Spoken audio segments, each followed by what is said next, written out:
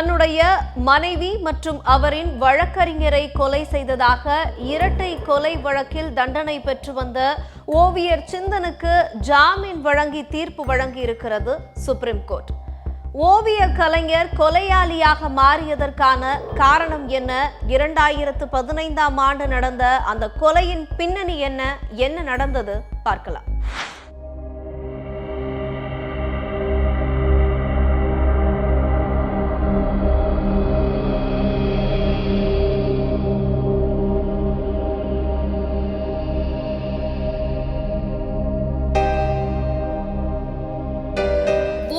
தம்பதியாக கருதப்பட்ட சிந்தன் உபாத்யா மற்றும் ஹேமா உபாத்யா கருத்து வேறுபாடு காரணமாக பிரிந்து வாழ்ந்தனர்.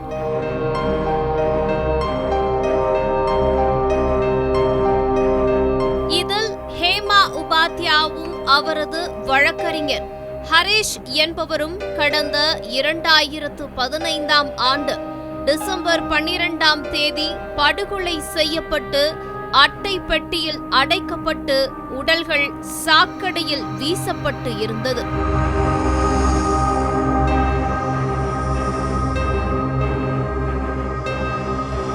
பெரும் பரபரப்பை ஏற்படுத்திய இப்படுகொலை தொடர்பாக 10 நாட்கள் கழித்து ஹேமாவின் முன்னாள் கணவரான சிந்தன் உபாத்யா கைது செய்யப்பட்டார்.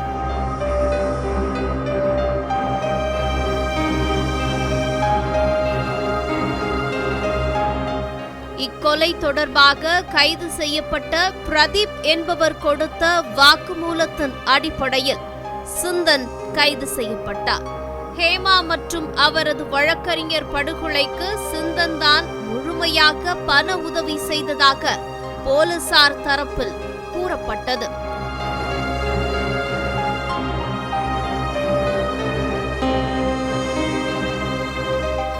கால் உரையாடல்கள் மற்றும் சந்தர்ப்ப சாட்சியங்கள் சிந்தனுக்கு எதிராகவே இருந்தது.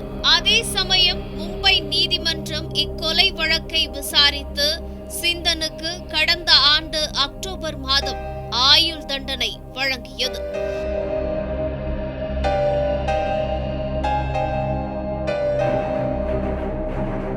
உடனே கோர்ட்டில் சரணடைந்த சிந்தன் சிறையில் அடைக்கப்பட்டார். அவர் தற்போது புனே எரவாடா சிறையில் அடைக்கப்பட்டிருக்கிறார்.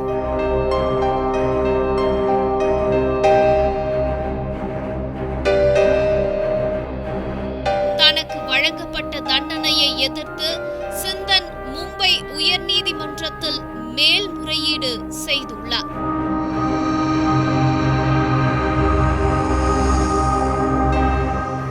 இந்த வழக்கு நிலுவையில் இருக்கிறது.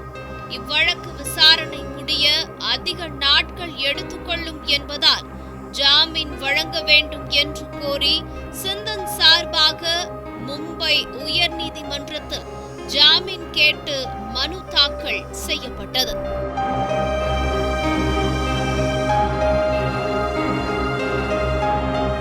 ஆனால் இவ்வழக்கில் பூர்வாங்க ஆதாரம் இருப்பதாக கூறி சிந்தனுக்கு ஜாமீன் கொடுக்க உயர்நீதிமன்றம் மறுத்துவிட்டது.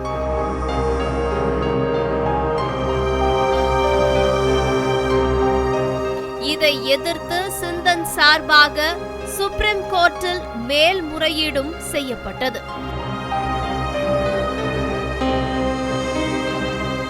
இந்த மனு விசாரணைக்கு வந்தபோது சிந்தன் சார்பாக ஆஜரான வழக்கறிஞர்கள் கௌரவ் மற்றும் சிங் ஆகியோர் மும்பை உயர்நீதிமன்றத்தில் தாக்கல் செய்யப்பட்டுள்ள மேல்முறையீட்டு மனு விசாரணைக்கு கூடுதல் நேரம் எடுத்துக்கொள்ளும், சம்பவம் நடந்த இடத்தில் சிந்தன் இல்லை, அதோடு சம்பவத்தின் போது சிந்தன் ஊரிலேயே இல்லை,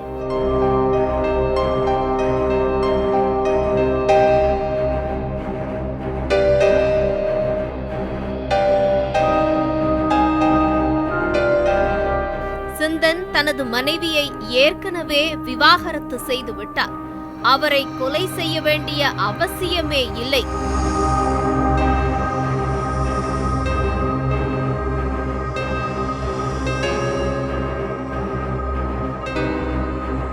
கொலையில் சிந்தனுக்கு எதிராக நேரடியாக எந்த சாட்சியமும் இல்லை.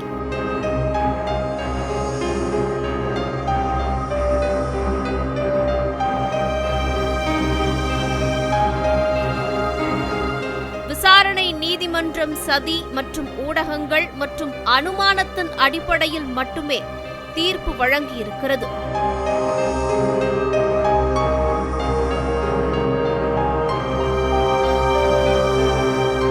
வலுவான ஆதாரத்தின் அடிப்படையில் தீர்ப்பு வழங்கவில்லை என்று வாதிட்டனர்.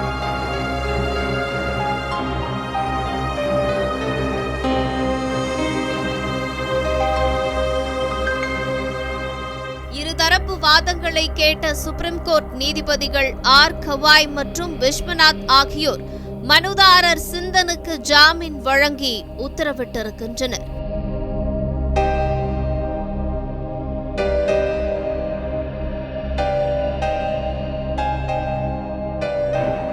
இவ்வழக்கில் சிந்தனுக்கு எதிராக சாட்சியம் அளித்துள்ள மற்றொரு குற்றவாளி தனது வாக்குமூலத்தை திரும்ப பெற்றுக் கொண்டுள்ளார்.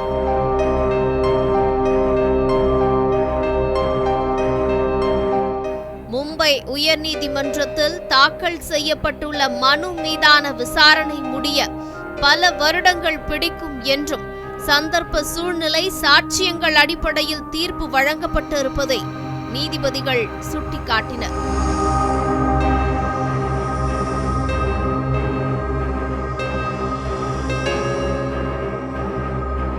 அதோடு சிந்தன் 7 ஆண்டுகள் சிறையில் இருந்துள்ளதையும் நீதிபதிகள் குறிப்பிட்டனர்.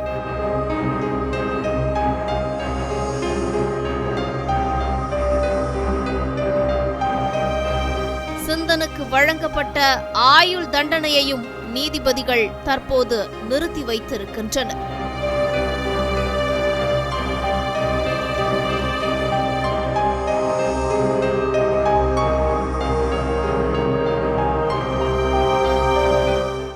தீர்ப்பு வெளியானதை அடுத்து ஓவியர் சிந்தன் ஓரிரு நாளில் பூனே சிறையிலிருந்து வெளியே வருவார் என அவரது வழக்கறிஞர் தெரிவித்துள்ளார்.